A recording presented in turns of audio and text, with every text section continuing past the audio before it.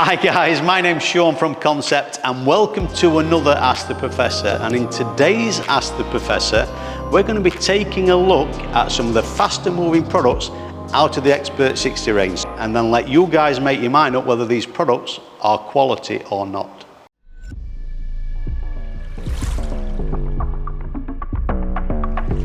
So this week we're going to be taking a look at the Xpert 60 liquid shield, so let's put it to the test.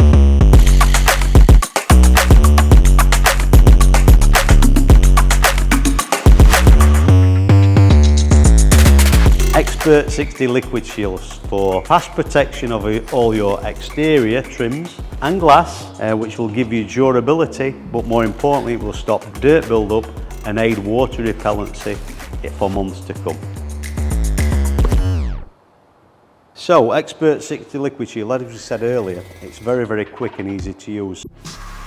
So the two application methods, we can actually spray it directly onto the surface or we can actually spray it into a cloth. This particular product doesn't really matter because any little bit of overspray is very quick and easy to buff off. So let's put it to the test.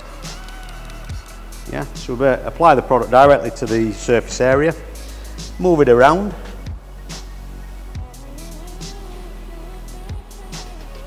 turn your cloth over and simply buff it off.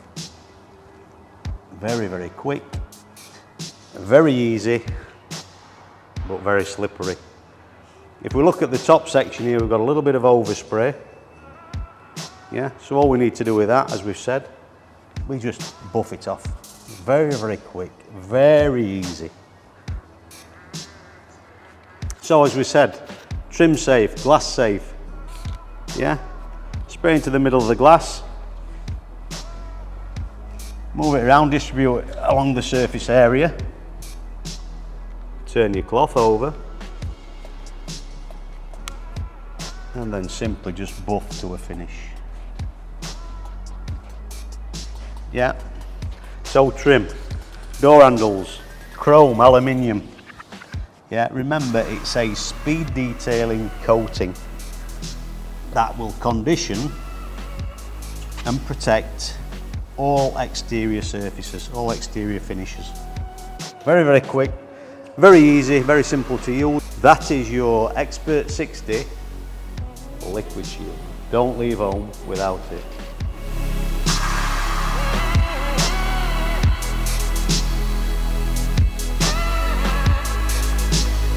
So there you've got it guys, you've actually seen the products applied, you've seen the results. So if you've got any comments about the products we've actually used, put them in the comment section below. If you like it, hit the like button. Don't forget to subscribe to our YouTube channel, and to see the next available video, obviously click on the link in the right hand corner, and we'll see you very soon for another Ask the Professor.